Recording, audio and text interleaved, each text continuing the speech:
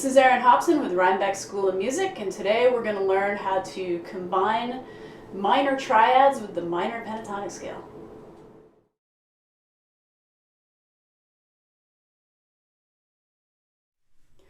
So if you're watching this video, I'm assuming that you already know all 5 patterns of your minor pentatonic scale in A, and that you're familiar with minor triad shapes already.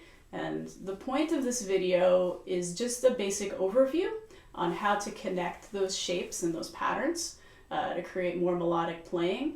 I'm going to be moving pretty quickly through everything, and I'm going to be doing a lot of improvisational off-the-cuff demonstrations that I'm not going to tab out, but they're just for you to see the ideas that these patterns lend to me and the things that I think of creatively. And the point is for you to learn these shapes and for you to practice these things and to become more melodic and creative yourself.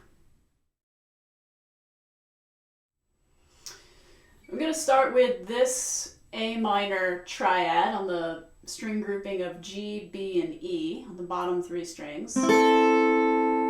So that's another way to play A minor. You have your root here, A, this is your 5th, E, and this is your minor 3rd, C. And as you can see, that lines up really well with that first pattern pentatonic in A. So if I have this, and I have this pentatonic pattern, they go really well together. You've maybe heard licks like,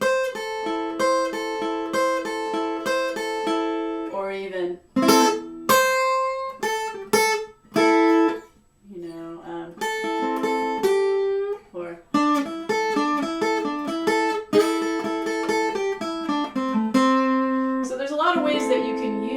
A minor triad and combine it with that first pattern of the pentatonic scale.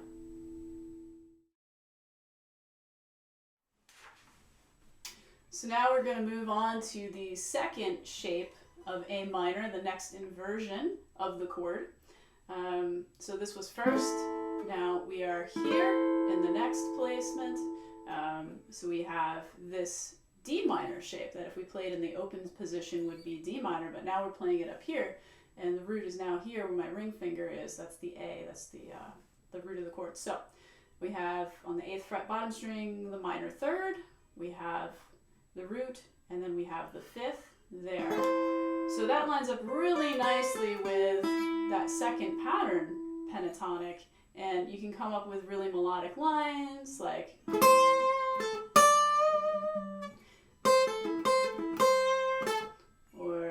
these, or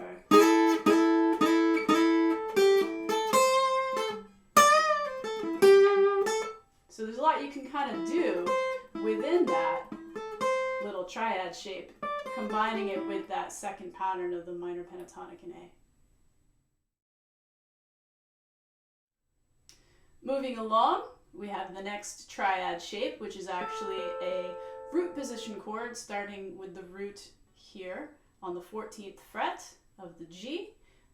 This is, maybe you've played this kind of as like a B minor or a C minor triad, and that one, it's a common shape that you can move around. So that lines up really nicely with the 4th pattern of the pentatonic in A there. So you can do all fun stuff like doing these 2 on the bottom, or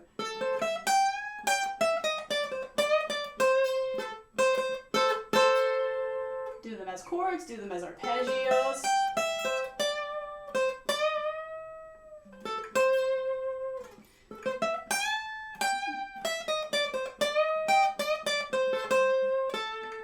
So it just kind of helps you become a little bit more melodic and outside of the box thinking.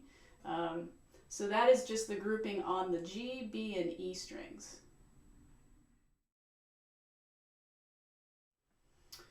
A solo that I usually teach to combine all of those in A is a solo by Buddy Guy, You Don't Know What You're Doing. So it starts like this. You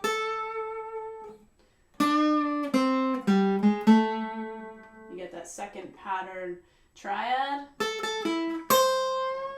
And then you go into that 3rd position in 4.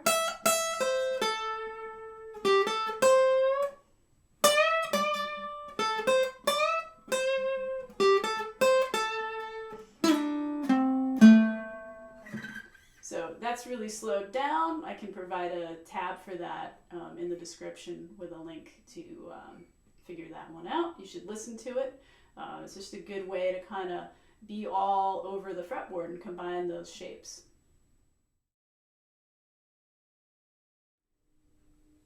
So as always, we're trying to break out of these little box pattern shapes of the pentatonic scale. So an idea for doing that is playing these shapes more horizontally, kind of skipping around.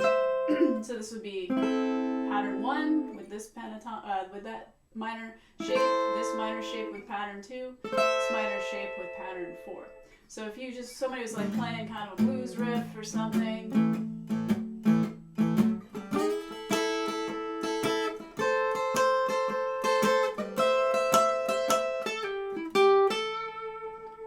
you can kind of combine these shapes horizontally. So a good example of that is Stevie Ray Vaughan, Pride and Joy. The intro is in E.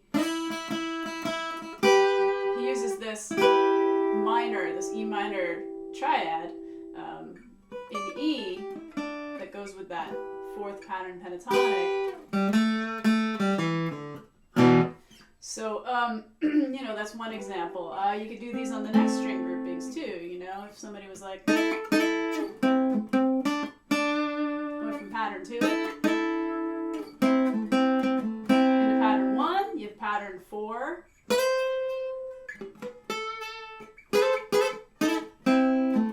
you kind of skip around the fretboard a little bit, matching these shapes as opposed to just thinking as them as like, you know, this pattern in these separate places. So I hope that opens up your creativity a little more. When I started making this video, I realized that there's just a lot of content if I keep continuing with these string groupings. And these are probably the most practical that you're going to be using. They're the most common.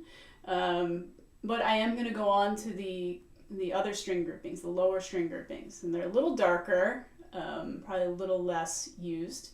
But it was just too much content to put into one video. So this concludes part 1. We're going to do part 2.